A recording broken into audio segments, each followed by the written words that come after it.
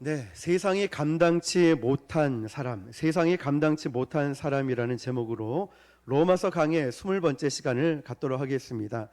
지난주 말씀을 혹시 기억하십니까? 우리는 양자의 영이 우리에게 부어짐으로 우리가 하나님의 아들이 되었다고 설명을 드렸습니다. 왜 아들이 되었는가? 왜 아들이라는 표현을 썼는가? 이 당시 아들에게만 상속을 하기 때문이죠. 그래서 아들이라는 표현을 쓴 것은 하나님의 자녀인 남녀 모두를 포함하고, 더 중요한 것은 바로 상속이라는 개념을 강조하기 때문에 아들이라는 표현을 썼습니다. 그래서 아들 이러면 딸을 제외한 남녀를 구분하기 위함이 아니라 하나님의 자녀인 우리 모두를 통칭한다고 했습니다. 아들 속에 무슨 개념을 강조하기 위함이라고 했죠? 상속. 자, 상속이라는 개념이 강조되어 있습니다. 상속이라는 뜻은 유업을 이을 자를 말하는 거예요. 유업을 이을 자. 자, 그렇게 해서 지난주 말씀이 끝이 났는데요. 로마서 8장 17절 말씀 보니까 자녀이면 또한 상속자, 곧 하나님의 상속자요, 그리스도와 함께 한 상속자니 우리가 그와 함께 영광을 받기 위하여 고난도 함께 받아야 할 것이니라. 아멘. 그 영광을 받기 위해, 영광의 자리까지 가기 위해 뭐를 받아야 된다고 했죠? 고난이라는 것입니다. 영광을 받기 위해서 고난도 필요하다는 거죠. 잘 아시겠지만 세계 2차 대전 때요, 유명한 작전 중에 하나가 노르망디 상륙 작전입니다. 이 작전을 배경으로 영화가 만들어지기도 했는데요, 그때 나온 용어 중 하나가 뭐냐면 D-Day라는 용어입니다. 결전의 날. 그 상륙 작전하는 날이 결전의 날이고 또 결정의 날이기도 합니다. 그날 제2차 세계대전의 운명이 결정되는 날이었죠. 우리에게도 D-Day가 있습니다. 언제일까요? 바로 2000년 전에 갈보리 언덕에서 예수님께서 사탄의 권세와 함께 거대한 전쟁을 이루셨죠. 저와 여러분의 인류의 모든 죄악을 짊어지고 예수님이 십자가에 지시면서 죽음의 사망 권세를 깨뜨린 날, 그 날이 바로 D-Day, 결정의 날이라고 말합니다. 자, 결전의 날이었던 D-Day가 지나야 뭐가 올까요? 빅토리 데이가 오는 거예요. V-Day라고 하죠. 승리의 날이라고 합니다. 자, 승리의 날 V-Day는 아직 우리에게 도래되지 않았습니다. 마지막 날 신랑 되신 예수님께서 모든 결과를 가지고, 모든 눈물을 가지고 그분이 오실 것입니다. 그날 우리에게 어떤 날이 될까요? 빅토리 데이, V-Day가 된다는 것이죠. 그러니까 지금 우리의 상황은 D-Day와 V-Day 양자 사이에 끼어 있는 상태입니다. 그래서 성도의 삶은 사실 좋은 날보다 흐린 날이 참 많은 것 같아요. 이것도 아닌 저것도 아닌, 아직도 곤고하고, 사도 바울의 지난 시간 고백처럼 오호라 나는 곤고한 자로다. 이 곤고가 이렇게 말씀드렸죠. 빨래 양쪽에 성령의 법과 육신의 법이 계속 나를 비트는 거예요. 이 곤고한 빨래같이 중간에 끼어있는 곤고한 상태를 말하는 거죠. 자, 아직도 그런 인간의 육신의 욕망 때문에 흔들거리고 있습니다. 그러나 이 D-Day는 나의 여건에 따라 변경되거나 취소되는 사건이 아닙니다. 왜냐하면 그 전쟁은 예수님께서 이겨내신 전쟁이기 때문에 그렇죠. 그래서 우리는 아직도 연약하고, 아직도 부족하고, 아직도 완벽하지 않지만 V-Day와 D-Day에 갇혀 살고 있지만, 성경은 오늘 본문에서 이렇게 설명합니다. 26절을 같이 읽겠습니다. 시작. 이와 같이 성령도 우리의 연약함을 도우시나니 우리는 마땅히 기도할 바를 알지 못하나 오직 성령이 말할 수 없는 탄식으로 우리를 위하여 친히 간구하시느니라. 아멘. 이와 같이 성령도 우리의 뭐를 도우신다고요? 연약함을 도우신다. 여러분, 여기서 말하는 연약함이 뭘까요? 목사님, 저는 몸이 연약합니다. 질병 때문에 힘들어요. 목사님, 저는 돈이 없거든요. 자, 그런 연약함일까요? 과연 그럴까요? 성경에서는 우리의 연약함을 그런 물리적 개념으로 설명한 적이 없습니다. 그런데 우리는 물리적 개념으로 생각해요. 돈이 없고, 몸이 약하고, 스펙이 짧고, 힘들고, 어려운 게 연약함을 생각합니다. 그러나 성경에서 말하는 개념은 그게 아니에요. 과연 우리가 여기서 말하는 이 우리의 연약함이 과연 무엇일까요? 성경이 무엇을 말하는가 우리는 주목해 볼 필요가 있겠죠. 그래서 본문을 이어서 보면은 우리의 연약함을 도우시나니 우리는 마땅히 뭐 할 바를 알지 못하죠? 빌 바, 기도할 바를 알지 못하는 거예요. 자, 기도할 바는 인생이 구하고 사는 모든 것을 얘기하고 있는 거예요. 여러분, 그 사람이 무슨 욕망에 붙들리고 무엇을 늘 구하고 있는가가 그 사람의 정체성이라는 거예요. 늘 돈 하면 그 사람의 가치관은 뭐죠? 돈이겠죠. 그 사람의 모든 정체성은 돈일 것입니다. 예수 믿는 사람도 안 그런 척 해도 자본주의 논리, 돈의 가치가 말하는 속성에 세뇌되어 가지고 아이고 그래도 돈이 있어야지. 돈이 있어야 돼. 돈이 있어야 뭔가 좀 책임지고 우리가 살 수 있지. 여기에 고개를 끄덕이는 사람들이 있죠. 그래 맞아. 돈이 전부야. 돈이 나를 멋지게 만들고 돈이 나를 살게 만들고 돈이 있어야지. 자, 그게 그 사람의 가치라는 거죠. 그래서 여기 기도라고 표현되어 있는데요. 그 사람이 평생 추구하고 구하고 사는 게 뭔가. 우리는 거기에 절망적인 약점을 하나 갖고 있습니다. 그런 연약함과 그런 약점이 있기 때문에 바로 누가 이걸 도와주신다고요? 성령께서 도와주셔요. 우리의 연약함을 도와주시나니 우리는 마땅히 빌 바를 알지 못하나 오직 성령이 말할 수 없는 뭐로 도우신다고요? 탄식으로. 자, 말할 수 없는 탄식. 여기서 이 탄식이 뭘까요, 여러분? 번역을 해드리자면 이런 거예요. 표현되지 않는 탄식이라는 거죠. 제가 오늘 전도를 교회 주변에 하면서요, 어떤 마음이 아프면서도 감사한 일이 뭐냐면 장사가 너무 안 돼요. 여기 옥수탕에도 갔는데 20일을 휴가를 하더라고요. 일주일이 아니고. 마침 만났어요. 휴가가 왜 이렇게 길어요? 목사님 장사가 너무 안 돼요. 그러면서 기도를 해달라면서 또 이렇게 저런 얘기를 나누었어요. 그리고 어떤 식당을 갔는데 업종을 바꿔버리고, 또 어떤 식당에 갔는데 장사가 너무 안 되니까 그냥 앉아가지고 이렇게 막 휴지를 뜯고 계시는 거예요. 너무 절망적으로 보였어요. 너무 슬퍼 보였고 하염없이 이걸 뜯다가 휴지를 뜯다가 천장을 받다가 휴지를 뜯다가, 제가 들어가려다가 그 장면을 보고 너무 가슴이 아픈 거예요. 너무 가슴이 아파요. 말할 수 없는 이 표현되지 않는 탄식이 있는 거죠. 너무 아픈 거예요. 하나님, 저분이 너무 힘들어 보이는데 어떻게 해야 될까요? 이런 간절함이 있다가 적당한 시점에 제가 딱 이게 문을 열고 활짝 열고 들어가니까 어떤 표정을 지었냐면 의자를 팍 차고 일어나면서 목사님 너무 반갑게 저를 맞이해 주는데 눈물이 날 것 같은 슬픔이 있는데도 그냥 목사님 보니까 반가워가지고 의자를 팍 차고 일어나서 막 목사님 오셨냐고 활짝 웃으시는 거예요. 그 모습이 아프면서도 감사한 마음이 드는 거예요. 말할 수 없는 탄식. 이해가 되십니까, 여러분? 하나 더 예를 들어 표현하자면 TV 광고에 이런 게 있었어요.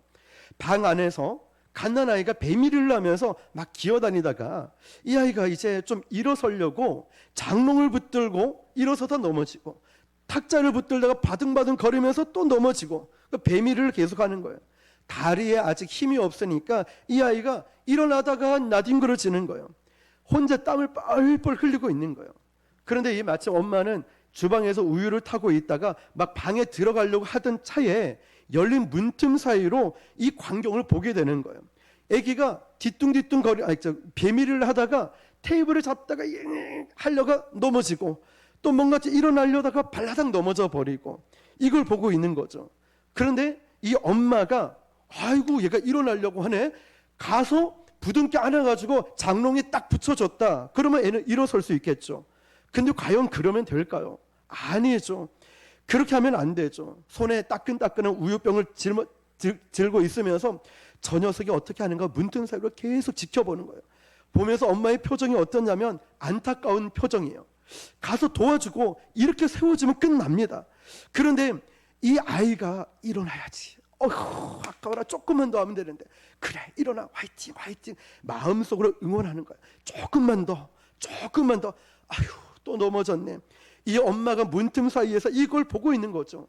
이 아이는 꿈에도 몰라요, 엄마가 나를 보고 있는지. 그때 그 엄마의 심정이 어떨까요? 말할 수 없는 탄식이라는 거예요. 조금만 더 표현되지 못하는 탄식이라는 거예요. 정확히 이 개념이라는 거예요. 말할 수 없는 탄식이 당장에 도와줄 수 있지만 네가 이렇게 도와주면 앞으로 일어서는데 장애가 있기 때문에 일어서 조금만 더 힘내. 말할 수 없는 탄식.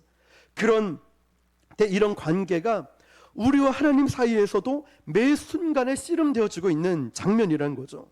우리가 신앙생활 하다 보면 이런 느낌을 받을 때가 있어요. 하나님, 왜 나 좀 안 도와주세요? 하나님, 나 너무 힘든데 왜 침묵하고 계십니까? 아니, 조금만 더 도와주시면 되는데 왜 안 도와주십니까? 별의별 생각이 나를 혼란하게 만들어요. 하나님 정말 살아계십니까? 하나님 주무시는 거 아니에요? 잠깐 딴 생각하고 계신 거 아니에요? 좀 나 좀 집중해서 봐주세요. 막 이런 거 있죠. 그런데 마태복음에 보면 예수님께서 분명히 뭐라고 말씀하셨냐면 너희 머리털까지도 세신 바 되셨다라고 했어요. 믿으십니까 여러분? 하나님이 나를 그렇게 알고 계시는 분이셔요. 그런데 지금 여러분의 곤고한 삶의 현장, 눈물 나는 서러운 현장, 혼란스러워서 힘들어하는 이 현장, 하나님 난 도저히 이 상황이 이해가 되지 않습니다 라고 말하는 그 현장까지도 마치 그 엄마가 문틈 사이에서 이 아이를 보고 있듯이 성령님은 그 틈 사이에서 우리의 모든 것을 보고 계시는 거예요. 나를 일으켜서 딱 세워주면 되겠죠. 그러나 결정적인 위기와 위험이 있을 때만 하나님이 간섭해 주셨어요. 저의 인생도 가만히 보면 어중간하고 조금 이럴 때는 나의 성장과 성숙을 위해서는 내버려 둔 것 같아요. 근데 제가 정말 죽을 만큼 위험이 오면 하나님이 딱 막아주셨어요. 하나님이 딱 치유해 주셨고 만날 사람을 만나게 해주셨어요. 말씀드렸듯이 교회 이전하기 직전에 저는 완전히 번아웃 돼가지고 모든 것을 포기하겠습니다. 이러니까 하나님이 역사하셔가지고 일주일도 안 돼서 이전을 하게 되지 않았습니까? 우리 하나님은 그런 분이셔요. 결정적인 그 순간에 주님이 나에게 간섭하시고 도와주신다는 것이죠. 그 외에는 두고 보고 계세요. 왜 그럴까요?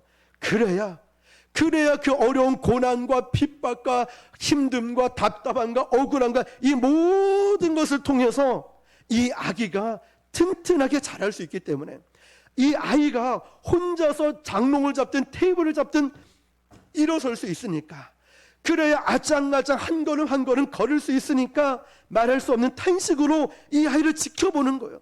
당장에 도와줄 수 있지만 위험한 물건이 떨어진다 그러면 엄마가 당장에 뛰어가서 막아주겠죠. 위험한 물건이 옆에 있다 당장에 치워주겠죠. 그렇지만 이거를 지금 혼자 일어서야 될 이 시점에 하나하나 도와주고 하나하나 치워주고 일일이 다 먹여주고 그러면 이 아이가 어찌 성장할 수 있겠습니까? 어찌 튼튼하게 자라날 수 있겠습니까? 생각해 보십시오. 심지어는 예수님마저도 육신으로 계실 때에 자기 앞에 드리워지고 있는 죽음의 잔을 받기가 너무 힘드셨어요. 그래서 예수님이 습관을 쫓아 겟세마네 동산의 마지막 날에 하나님 아버지께 구하죠. 아버지요, 할 수만 있다면 이 잔을 내게서 옮겨 주십시오. 주님이 너무 힘드셔서 이 잔을 옮겨달라고 하지 않았습니까? 그래서 어떻게 됐습니까? 그래? 하나님이 당장에 내려와서 이 모든 것을 알았어, 내가 해결해 줄게, 십자가를 꺾어버리고 저 나쁜 놈들을 처형해버리고 이랬습니까? 그러지 않으셨다는 거죠. 당장 없애주지 않으셨습니다. 천군 천사 동원해서 그 죽음의 잔을 어떻게 해요? 용기 있게 담대하게 믿음으로 받아 마실 수 있도록 도와주셨다는 거예요. 없애준 게 아닙니다. 고난을 없애주고 핍박을 없애주고 억울함을 없애주고 힘든 걸 없애주신 게 아니라 그거를 능히 마실 수 있고 견뎌내고 이겨낼 수 있는 힘을 주셨다는 거예요. 마찬가지예요. 여러분 이해가 되십니까? 그래서 내 인생의 생각과 하나님의 계획은 다르다는 거예요. 우리는 가끔 내 인생에서 그런 것들을 만납니다. 우리가 기도하면 하나님께서 우리 인생에 이런 폭탄들을 바로바로 제거해 줬으면 좋겠어요. 기도할 때마다 저 인간 좀 치워줬으면 좋겠고, 기도할 때마다 대박 났으면 좋겠고, 기도할 때마다 질병 좀 없어지고 놀라운 부흥을 이뤘으면 좋겠고, 모든 게 순조롭게 형통의 복을 받았으면 좋겠다, 이런 생각들을 합니다. 그런데 하나님은 그렇게 치워주시는 것이 아니라 이거를 잘 견뎌내고 이거를 잘 감당할 수 있는 지혜를 주시고 힘을 주시고 용기를 주시고 돕는 자를 주시고 능력을 주시고 은사를 주시고 하나님께서 함께 하심을 경험케 해주신다는 것입니다. 믿으십니까? 이게 하나님의 은혜라는 거예요. 이게 말할 수 없는 탄식이라는 거예요. 우리 아이를 보듯이 저는 큰애 예준이가 예전에 개척교회에 있을 때 그 바로 앞이 큰 도로였습니다. 제가 3살 때로 기억을 하는데 얘가 앞뒤도 보지 않고 그냥 아빠인 대로 길 건너오다가 사고 날 뻔하는 거예요. 예준아 이러면서 소리를 질러서 제가 그냥 때린다는 게 엉덩이를 얼마나 세게 때렸는지 얘가 뿡 점프해서 날아가서 확 뻗어버렸어요 앞으로. 근데 그 뒤로부터 이 아이가 길 건널 때마다 보고 가는 습관이 생겼어요. 한동안은, 지금은 말 안 듣지만. 자 여러분, 어쨌든 바로바로 제거해 주시는 것이 아니라 오늘 저와 여러분에게도 하나님은 말할 수 없는 탄식으로 문틈 사이에서 우리를 바라보시고 힘을 주시고 조금만 더 힘내, 조금만 더 용기를 내, 너 지금 너무 잘하고 있어, 다 잘하고 있어. 하나님은 그렇게 바라보고 계시다는 것이죠. 그렇게 하시지 않고 그것을 잘 견뎌낼 수 있도록 우리에게 지혜와 용기를 주신다는 거예요. 27절을 같이 읽어볼게요. 시작. 마음을 살피시는 이가 성령의 생각을 아시나니 이는 성령이 하나님의 뜻대로 성도를 위하여 간구하심이니라. 아멘. 가장 중요한 말이 후반절에 나와요. 성령이 우리를 위하여 간구하심이니라. 그런데 이 누구의 뜻대로인가 중요해요. 누구의 뜻대로죠? 성령이 우리를 위해 간구하실 때 우리가 소원을 가지고 하나님께 내 뜻대로 기도하는 것이 아니라 누구의 뜻대로 간구한다라고 되어 있죠? 하나님의 뜻이라는 거예요. 여러분 밑줄 동그라미 별표 쳐야 됩니다. 내 뜻이 아닌 거예요. 저는 이 말씀을 묵상하면서 이런 생각이 들었어요. 큰일 날 뻔했다. 큰일 날 뻔했다. 왜 그럴까요? 저는 개척하기 전에 그래도 나름 뭐 어떤 규모 있는 교회도 있었고 경험도 있고 해서 내가 교회 개척하면 목사님들이 대부분 그래요. 교회 개척할 때 큰 부흥의 역사가 일어날 거니까 뭐 어딜 가든 상관없어요 해서 학교 앞에 학원했던 2층 3층을 얻으려고 5천에 250인가 엄청 비싼 뭐 거뜬합니다. 괜찮습니다. 믿음으로 선포하고 기도했는데 절대 교회는 안 된다고 하는 거예요. 얼마나 사정하고 얼마나 기도하고 부동산 찾아가고 건물주에게 얘기하고 별의별 얘기를 다 했는데 하나도 안 됐어요. 근데 말씀을 준비할 때 그게 생각이 나는 거예요. 야, 거기 됐으면 큰일 날 뻔했다. 불과 한 몇 개월 만에 교회 문 닫았을 수밖에 없겠구나라는 생각이 들었어요. 왜냐하면 지금 교회를 해보니까 지금 월세 한 2-3배는 되지 않습니까? 그곳이. 그랬으면 목회는커녕 그러다가 이제 막 문 닫는 일이 얼마나 많이 일어났을까요? 힘들어서 월세 갚는다고 목회를 못했을 것 같다 생각이 드는 거예요. 오늘 이 말씀처럼 큰일 날 뻔했다. 큰일 날 뻔했다. 내가 기도하고 내가 원하고 내가 소원하는 대로 하나님의 척척척 자동문이 열고 닫히듯이 그렇게 인생이 열렸더라면 이 자리에 있지도 못했을 거예요. 여러분, 하나님이 저와 여러분이 구하는 대로 다 들어줬으면 우리는 진작에 12번도 더 망하고 남았을 거예요. 그때마다 하나님은 웅덩이를 파서 막아주시고 문을 닫아서 막아주시고 그렇게 우리를 제어하시고 막아주셨기 때문에 지금 우리가 이 자리에 함께 예배하고 복된 날에 머물러 있는 것입니다. 하나님은, 성령은 우리를 위해서 기도하시는데 나의 뜻대로 기도하시는 것이 아니라 누구의 뜻대로요? 하나님의 뜻대로 성도를 위해서 기도하신다고 그랬습니다. 이게 바로 성령님의 역할이고 기능이라는 거예요. 말할 수 없는 탄식과 우리는 마땅히 빌 바를 알지 못하고 마땅히 내 뜻만 바라보고 기도하는데 성령은 바로 우리가 무엇을 구해야 되는지 알게끔 도와주신다는 것이에요. 마지막 28절입니다. 시작. 우리가 알거니와 곧 그의 뜻대로 부르심을 입은 자들에게는 모든 것이 합력하여 선을 이루느니라. 아멘. 모든 것이 합력하여 뭐를 이루죠? 선을 이룬다. 그러면 이 선이 또 뭘까요? 여기서 말하는 선은 이것입니다. 하나님의 계획을 말씀하고 있는 거예요. 하나님의 궁극적인 목적지를 말하고 있는 겁니다. 여기서 말하는 선은요, 선은 나의 목적지가 아닙니다. 내가 꿈꾸고 있는 비전을 말하는 것이 아니에요. 인간의 비전, 인간의 생각을 말하는 게 아니라 하나님의 목적지, 하나님의 계획, 하나님의 비전을 이야기하는 것이 바로 선을 이룬다는 것입니다. 사도 바울은요, 아시아에서 복음을 전하니까 너무나 잘 됐습니다. 막 성도들도 늘어나고 손대는 곳마다 부흥의 역사가 일어나는 거예요. 승승장구했습니다. 그래서 사도 바울은 계속해서 북아시아로 가려고 했습니다.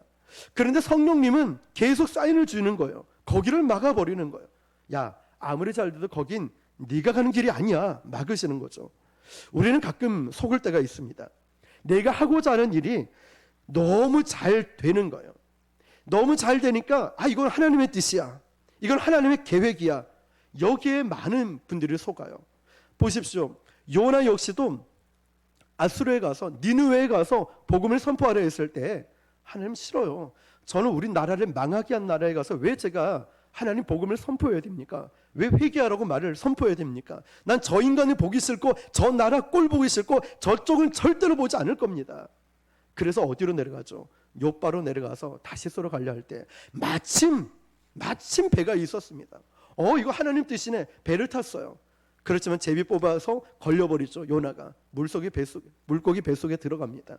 그것이 하나님의 뜻이었다는 거죠. 지옥에 가는 것보다 바닷속에 빠지는 것보다 물고기 뱃속 하나님의 뜻이 더 안전해서 3일 만에 이제 다시 나오지 않습니까? 여러분, 우리는 모든 것이 승승장구하고 잘 되면 하나님의 뜻이라고 생각을 합니다. 여기에 많이 속는다는 거죠. 말로 해서 안 되니까 하나님이 한밤중에 마게도냐 사람에게 나타나서 이런 말을 하죠. 건너와서 우리를 도우라. 자, 이렇게 손짓을 보이십니다. 여기서 사도 바울이 깜짝 놀랍니다. 아니, 북아시아에서 전도를 하니까 너무 잘 되는데 이게 하나님 뜻이 아닙니까? 분명히 북아시아 이쪽인데. 그래서 사도 바울이 말로 해서 안 되려니까 하나님이 보여준 수단이 뭐냐면 비전이라고 말하는 하나님의 환상이었어요. 영어로 비전이라고 되어 있죠. 하나님의 생각과 인생의 길이 다르다는 것이에요. 우리 생애를 통해서 하나님의 계획, 하나님의 목적이 나를 통해, 여러분을 통해 이루어질 수 있게 축복합니다. 그래서 여기에서 우리가 중요한 사실 또 하나를 짚고 넘어가야 될 게 있어요. 사도 바울은요, 빌립보에 도착을 해서 빌립보 교회를 개척하고 설립을 합니다. 처음에 그 교회는 루디아라는 자주장사 집에서 시작이 되었죠. 그렇게 교회가 잘 성장해 나갔습니다. 사람이 잘 되어가니까 이제는 많아지니까 문제가 생기기 시작했죠. 사도 바울이 반대하는 사람들 일어나요. 사도 바울을 반대하는 사람. 이거는 뭐 보통 반대하는 정도가 아니라 막 뒤에서 수근수근 거리기 시작하는 거예요. 사도 바울이 가짜래, 가짜. 학교도 이상한 신학교 나오고 뭐 별의별 얘기가 다 들리는 거예요. 어쩐지 사도 바울 설교가 딱딱하고 졸리고 하품만 나오더니 뭔 소린지 모르겠더니 사도 바울이 가짜였구나, 이런 소문이 돌고, 또 한 부류에는 사도 바울을 지지하고 찬성하는 부류가 있습니다. 가짜인지 진짜인지 우리는 거기에 관심 없고 중요한 건 사도 바울이 전하고 있는 복음이 진짜 복음이다. 우리는 그 복음에 동의하고 그 복음대로 우리는 살아가겠다. 진짜 가짜 이게 중요한 게 아니고 이 사도 바울이 전하는 복음에 관심이 있다라고 이야기를 합니다. 자, 이렇게 두 그룹이 대립각을 세우기 시작했습니다. 그러니까 교회가 어떻게 됐을까요? 오늘 새벽에 나눈 말씀처럼 이 염려라는 것은 마음을 나눈다였습니다. 같은 말, 같은 마음, 같은 뜻, 같은 열매. 같은 마음이 되지 않으면 교회는, 우리의 신앙은 힘들 수밖에 없어요. 그래서 저는 항상 우리 교회가 같은 마음이 되기를 기도하고 또 그렇게 노력해야 되는 줄 믿습니다. 원망, 불평, 뒷담화 이런 게 아니라 어떻게 하면 하나 될까? 어떻게 하면 사랑으로 품고 하나 될 수 있을까? 이런 마음 말이죠. 마음이 나뉘어지면 안 되는 거예요. 자, 그런데 이 교회를 보니까 분쟁이 일어나는 거예요. 얼마나 교회가 힘들었겠습니까? 이해는 됩니다. 워낙 다양한 사람들이 구성원으로 있다 보니까. 지상의 교회는 항상 그런 문제를 평생 안고 갑니다. 그래서 이 당시에 교회 별명이 뭔지 아십니까? 전투하는 교회였어요. 전투하는. 아무 문제 없는 교회는 없습니다, 여러분. 아무 문제 없는 데는 딱 하나밖에 없죠. 공동묘지밖에 없죠. 거긴 가봤자 아무 문제 없습니다. 왜 그럴까요? 죽었으니까. 사망의 현장이기 때문에 그래요. 그러다가 사도 바울이 어떠한 일로 감옥에 갇히게 됩니다. 이걸 빌미로 이제 반대하는 사람들은 이렇게 얘기하기 시작합니다. 거봐, 대가를 받는구만. 이제 저 리더십이 치워졌으니까 우리가 주도권을 갖고 더 열심히 복음을 전하자. 반대파들은 그렇게 얘기하는 거예요. 그렇게 열심히 주의 일을 힘쓰고 복음을 전하게 됐어요. 사도 바울이 치워졌다, 없어졌다라고 해서. 자, 한 부류. 그리고 또 반대파는 그렇다 치고 또 찬성하는 사람들은 어떤 반응을 보이냐면, 우리가 선생님을 대신해서 더 주의 일에 힘쓰고 복음을 우리가 더 열심히 전하자, 이렇게 된 거예요. 이 이야기를 감옥에 있던 사도 바울이 들은 거죠. 그렇으면 보통 뭐 저 같으면, 아니면 정말 다른 분들은 이럴 수도 있죠. 제가 갇혔으면 교회 주도권을 잡으려고 복음을 더 열심히 한다고 아마 비아냥거리거나 마음이 상할 수도 있어요, 어쩌면. 그런데 사도 바울은 이런 두 부류가 나를 싫어하는 사람이든 좋아하는 사람이든 각자의 맡은 데서 열심히 복음을 전하고 주의 일을 하자, 이러니까 표현되어 있지 않았지만 빙그레 웃으면서 이렇게 말했을 거예요. 빌립보서 1장 17절 18절을 읽어드릴게요. 그들은 나의 매임에 괴로움을 더하게 할 줄로 생각하여 순수하지 못하게 다툼으로 그리스도를 전파하느니라. 그러면 무엇이냐? 거칠애로 하나 참으로 하나 무슨 방도로 하든지 전파되는 것은 그리스도니 이로써 나는 기뻐하고 또한 기뻐하느니라. 아멘. 영혼의 미소를 짓고 있는 거예요. 여러분, 저도 사실 부족하지만 그런 마음이에요. 이렇게 전하든 저렇게 전하든 복음만 전파되고 나쁜 짓이 아니고서는 우리 성도니 한 분 한 분이 믿음으로 기도로 영적으로 성장한다면 나의 희생과 나의 헌신과 나의 피곤함은 아무것도 아니에요. 우리 교회 성도님들이 정말 행복할 수만 있다면, 주의 일들을 잘 감당할 수만 있다면 제가 무엇을 더 바라겠습니까? 이렇게 하나 저렇게 하나, 저 제가 곤란한 일을 당하나 제가 어려움을 당하나 저의 헌담을 하거나 뭘 하든지 간에 믿음 생활만 잘 할 수 있다면 제가 뭐 더 이상 뭘 바라겠습니까? 무엇을 원하겠습니까? 사도 바울의 마음이, 저도 꼭 그런 마음이 아주 부족하지만 아주 조금이지만 사실 그런 마음이에요. 이러나 저러나 운전을 하고 피곤하고 지쳐도 우리 성도님들이 행복하다면 저는 그게 너무너무 행복한 거예요. 자, 결국은 사도 바울이 이런 반대파나 지지 않은 파나 어떻게든 복음이 전파되는 것을 보고 영혼의 미소를 짓고 있어요. 어쩌냐? 아무렴 어떠냐? 허영으로 하든 다툼으로 하든 참으로 하든 나는 그게 중요하지 않아. 어쨌든 주님만 전파되면 되지. 주님만. 내가 치욕을 당하고 내가 모욕을 당하고 내가 자존심이 뭉개지는 건 하나도 중요하지 않아. 주님만 증거되면 돼. 복음만 전파되면 되는 거지. 여러분 아시겠지만 부곡시장에 가면 이제는 막 뭐 현수막도 해달라, 뭐 이것도 만들어 달라. 괜찮아요. 어때요? 그러면서 연락처 주고받고, 그러면서 예수님 전하고, 그러면서 우리 홈페이지 들어와 보고 제 카카오 스토리 보고 어떻게 복음을 전하는지 보게 되고, 어떤 모습이든 괜찮아요. 저를 이용하든 저를, 이런 마음이 있죠. 사도 바울의 이런 마음 말이에요. 그래서 사도 바울을 성경 기자는 오늘 제목처럼 이렇게 말해요. 세상이 감당하지 못했던 사람이라고. 누구를요? 사도 바울을. 저는 저와 여러분도 그런 사람이 되었으면 좋겠어요. 세상이 감당하지 못할 사람. 열왕기상 20장 21장에 나오는 나봇의 포도원을 기억하시죠? 그 포도원 하나, 하나님의 언약 때문에 포도원 하나 지키자고 자기 목숨을 버리잖아요. 미가야 선지자처럼 뺨을 맞아도 하나님 말씀을 끝까지 대언하잖아요. 이런 사람 어찌 세상이 감당하겠습니까? 복음을 전할 때 요즘 뺨을 맞습니까? 누가 어떻게 헌담을 하고 욕을 합니까? 요즘 아예 무시를 하지. 그런데 왜 당신은 유별나게 열심히 하는 거예요? 왜 이렇게 기도를 열심히 해? 서럽죠. 사람들이 알아주지 않죠. 괜히 열심히 해놓고 욕 들을 때도 있죠. 또 열심히 하는 거 누구도 못 알아주고 오히려 쓴 소리를 듣고 할 때 얼마나 마음이 상합니까? 이런 사람이 세상에 감당하지 못하는 사람. 왜요? 하나님만 바라보니까. 이렇게 하나 저렇게 하나 예수님만 증거되고 나를 통해 한 사람이라도 하나님의 사랑을 발견하고 온전한 예배자가 되고 온전하게 믿음으로 세워질 수 있다면 이게 뭐가 중요하냐? 이게 뭐가 중요하냐? 하나님의 영광이 중요하지. 오늘 새벽, 어제 새벽에도 말씀드렸듯이 용두산 공원에서 한 영혼이라도 예배 드리게 하기 위해서 뭐라도 지어져야 오니까 집에 있는 거 다 끌어모아가지고 그냥 이래저래 싸고 저래 싸가지고 지하철 타고 가서 나눠주는데 오늘 아침 일찍 연락 왔어요. 양산역에서 전도하는데 목사님 오실 수 있으면 와달라고. 오시니까 너무 힘이 든다고. 하지만 제가 일정이 있어서 오늘은 못 가지만 다음에 기회가 되면 갈게요.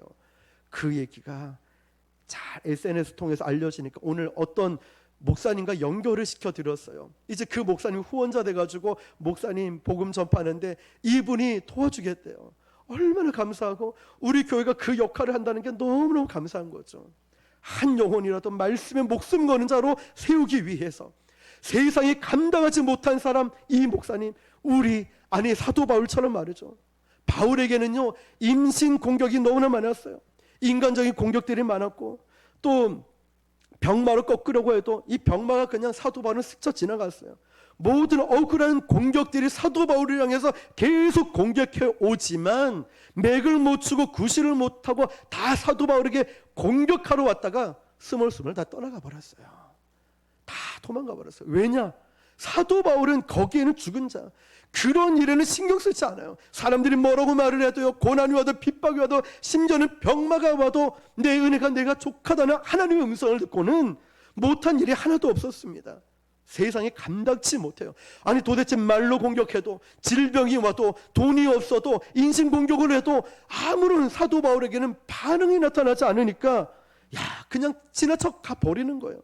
내가 그게 인신공격이든 질병이든 어떤 게 내가 반응을 해버리니까 상대 공격자는 계속 그 부분을 공격해 오잖아요. 내가 반응을 하지 말아야죠. 그래서 사도 바울을 보고 세상이 감당치 못한 사람이라고 별명을 지어준 거예요. 즉 사도 바울에게는 인생의 행복이냐 불행이냐 별로 기준이 세상에 없었습니다. 이미 그 기준이 무너진 사람이에요.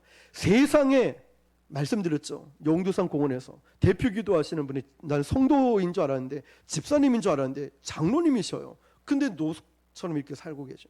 기도하는데 딱 이게 마음에 와닿아요. 세상이 즐겁지 않게 해주십시오. 목소리도 얼마나 우렁찬지 몰라요. 세상이 즐겁지 않게 해달라는 기도 제목. 자, 이처럼 말이죠. 이미 그 부분에 대해서는 무너진 사람이에요. 세상의 즐거움, 세상의 기쁨, 세상의 행복, 이 기준이 무너진 사람이에요. 그의 오로지 기쁨은 하나님의 기쁨이 되는 거예요. 그의 모든 관심사는 주님의 기쁨이었어요.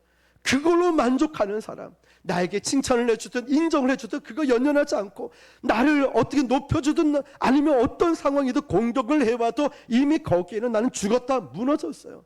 그저 하나님만 바라보며 하나님이 나를 인정해 주시면 됩니다. 그러니까 세상이 공격을 해도 어떤 인간들, 어떤 사람이 공격해 와도 넘어질 이유가 없다는 거죠.